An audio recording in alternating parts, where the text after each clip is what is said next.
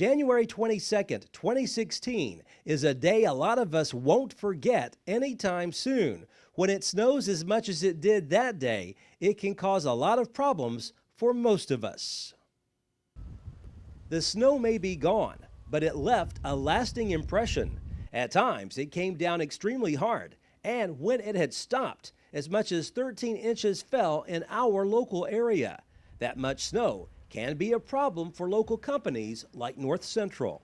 We just make sure that all the trucks are fueled up and ready to go, and we have some generators back here in the warehouse. We make sure they're all fueled up and ready to go if need be to keep our remote offices up.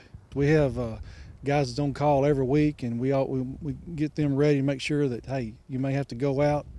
We're not going to go out if we can help it, but if something's completely out, we got to send them out. Most time in snow like this, we have to use the four-wheel drive bucket trucks for that.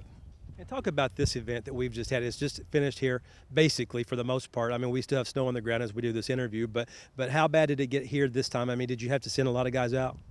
Well, fortunately, we got lucky. If we didn't have a lot of outages, and if it's something that can wait when the weather gets better, we'll talk to the customer and try to put it off. But if it's a phone out and the issues were an elderly couple or they need their phone working, we will get out there some way or another, even when you have to walk in.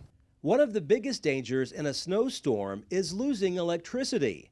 That's why Angela Deering and Michelle Phillips have such important jobs at Tri-County.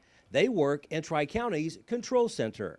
When snow is in the forecast, a heavy snow, is there anything you all do ahead of time to try to prepare for it, or do you just have to wait until the snow gets here? We usually just have to wait till it gets here. We keep an eye on the weather here in the control center and watch it as close as possible.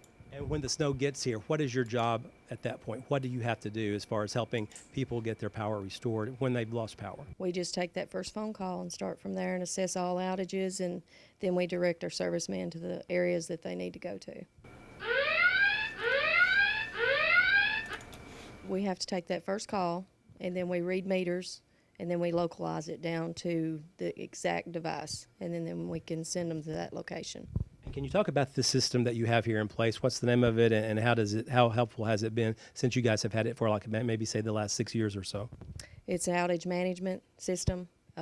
It's really come in handy because we can go in and read meters, take that first call. It shows up all of our devices, and to be able to send that lineman to the exact spot he needs to go to. City of Lafayette Public Works Director Philip Bronner says it takes a team effort to try and keep everyone safe on the roads during a major snow event. It was a big challenge Friday to keep caught up because it's snowing all day, but our guys stayed with it, and we came back in Saturday morning at 6 o'clock, and we worked all day Saturday, and we got everything passable Saturday, the best of my knowledge, and a lot of them we got clean Saturday, but we feel like we got everything passable. Then today we trying to make sure everything is pretty much cleaned up today. We focus on the main roads first, and once we get them to satisfaction, then we try to get every street in town. And if we miss any, I apologize for that, but we've tried to cover every street here in the city. This much snow can also cause problems for ambulance drivers. Just ask Mike Etheridge, who's the director of the Macon County Emergency Medical Service.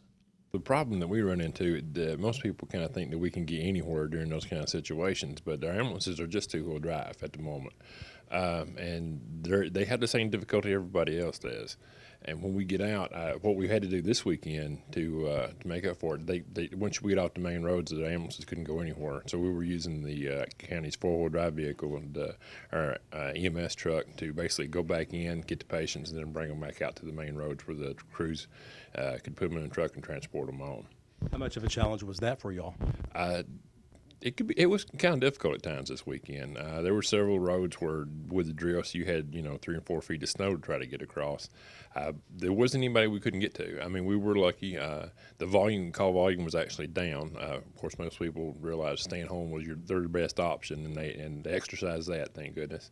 But other than just moving people, sometimes it's difficult. I mean, you can't do the same things in the backseat of a four-wheel drive truck that you can do in the back of an ambulance. So, and we did have an ambulance that get stuck. We were lucky. Putnam County, Smith, and Sumner County both had units that were involved in accidents, and actually sent a couple of the EMS people to the hospital. We just got stuck in a ditch, so we were good there. Luckily, where we live, we don't have snow events like this often, but you can bet local companies will do their best to try and keep you safe. North Central's Network Operations Center can detect when communication lines go down, and that's when our company kicks it into high gear, making sure the lines of communication are open again as soon as possible. Because without communication, none of our local companies could be nearly as effective during a severe weather event like this one. Reporting in Lafayette, Barry Hyatt, NCTV.